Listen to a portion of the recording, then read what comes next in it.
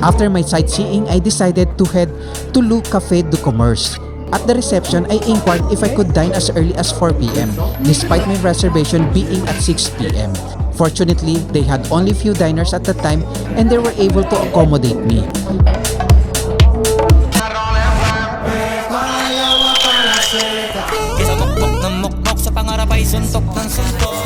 Catch flights, not feelings.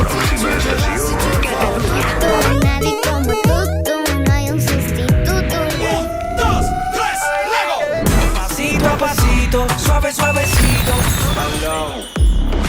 Le ciel bleu.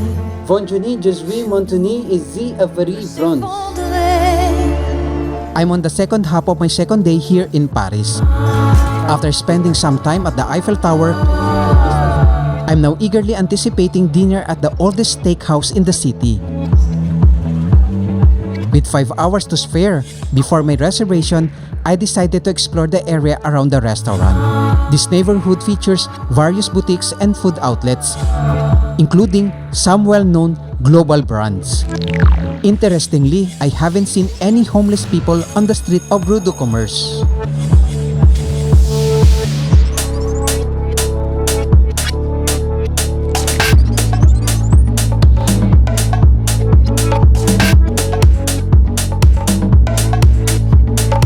One of the advantages of this narrow street is that you can actually reach other stores with just a few steps.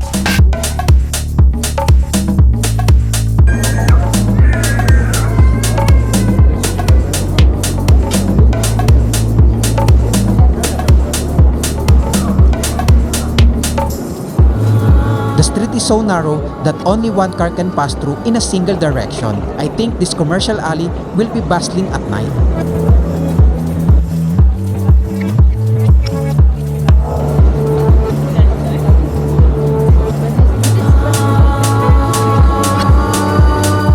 At the end of the road, I found a church that piqued my curiosity. I admire its simplicity amid such a busy area.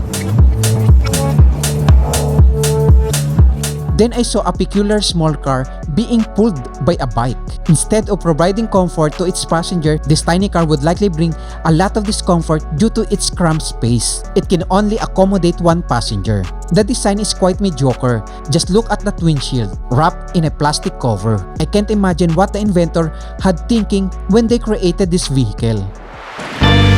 After my sightseeing, I decided to head to Café du Commerce. Even though I'm still 2 hours ahead of my dining schedule, Café du Commerce caught my attention on social media for their aged steak recipe.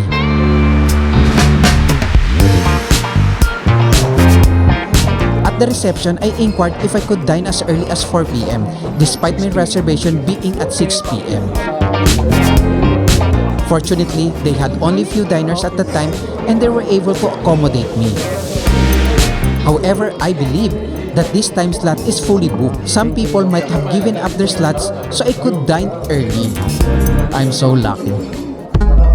Feeling a bit hungry since my last meal was just a pizza at lunch, I quickly ordered the most talked about dish in the town. After a while, my 180-gram steak arrived, accompanied by fries and the house recipe sauce. I opted for my steak to be well done. According to the legend, Le Café du Commerce sauce is blended with wine. And the homemade fries are served generously. However, the taste of the meat was nothing special. While the beef was chewable, it wasn't as tender as other cuts like ribeye.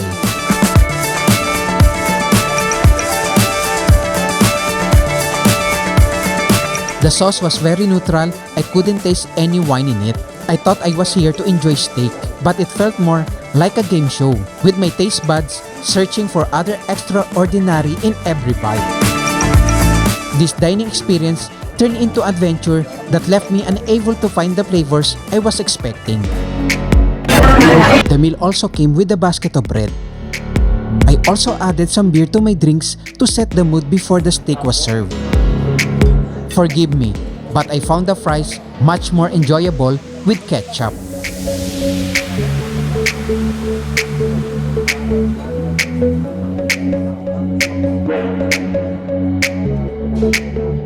After finishing the meal, the waiter asked me if I would like some dessert. Since I have no idea what to choose, I let him recommend one.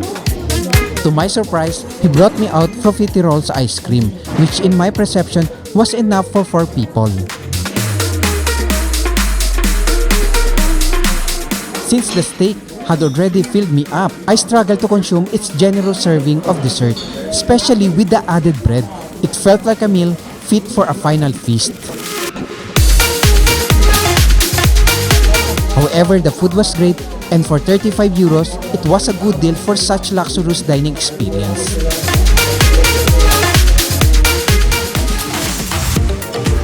I was a bit disappointed that I didn't get to see the upper floors, where the decorative plants could have added more aesthetic to my dining experience.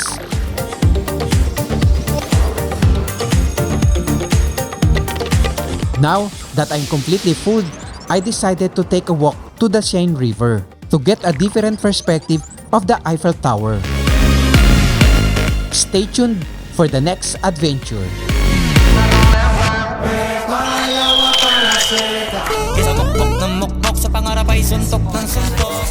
Catch flights, not feelings.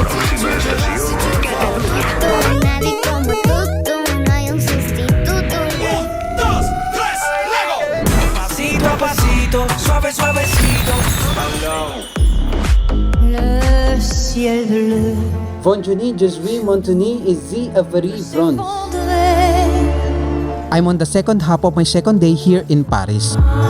After spending some time at the Eiffel Tower, I'm now eagerly anticipating dinner at the oldest steakhouse in the city.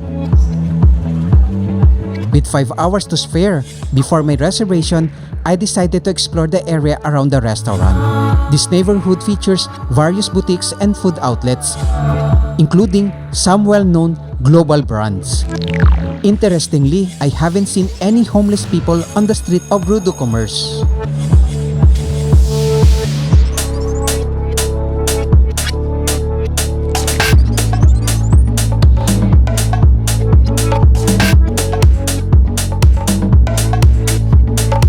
One of the advantages of this narrow street is that you can actually reach other stores with just a few steps.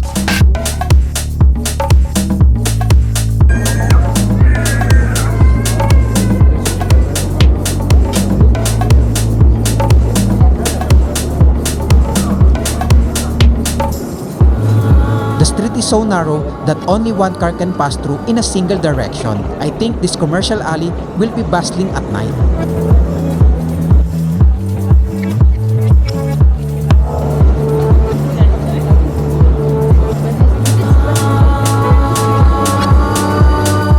At the end of the road, I found a church that piqued my curiosity. I admire its simplicity amid such a busy area. Then I saw a peculiar small car being pulled by a bike. Instead of providing comfort to its passenger, this tiny car would likely bring a lot of discomfort due to its cramped space. It can only accommodate one passenger. The design is quite mediocre. Just look at that windshield, wrapped in a plastic cover. I can't imagine what the inventor had thinking when they created this vehicle. After my sightseeing, I decided to head to Le Café du Commerce. Even though I'm still 2 hours ahead of my dining schedule, Le Café du Commerce caught my attention on social media for their aged steak recipe.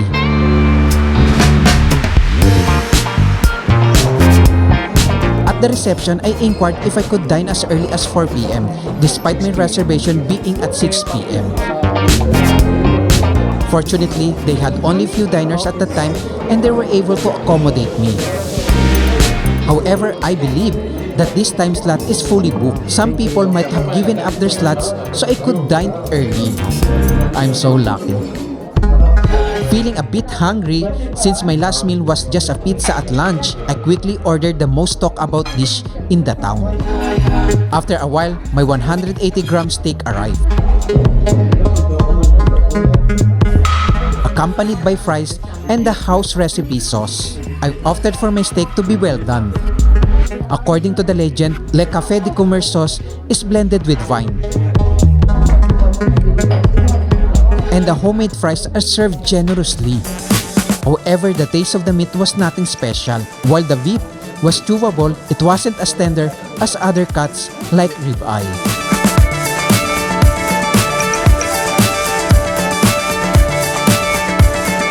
The sauce was very neutral, I couldn't taste any wine in it. I thought I was here to enjoy steak, but it felt more like a game show, with my taste buds searching for other extraordinary in every bite.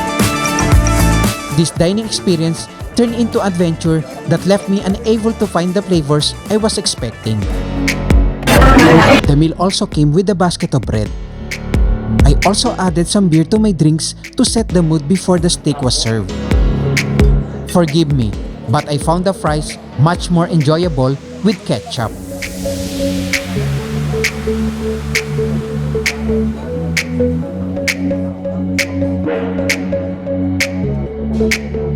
After finishing the meal, the waiter asked me if I would like some dessert. Since I have no idea what to choose, I let him recommend one. To my surprise, he brought me out profiteroles ice cream, which in my perception was enough for 4 people. Since the steak had already filled me up, I struggled to consume its generous serving of dessert, especially with the added bread. It felt like a meal fit for a final feast. However, the food was great, and for 35 euros, it was a good deal for such luxurious dining experience.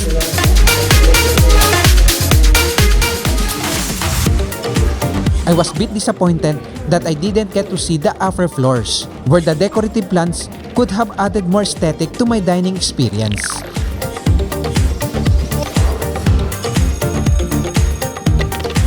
Now that I'm completely full, I decided to take a walk to the Seine River to get a different perspective of the Eiffel Tower. Stay tuned for the next adventure.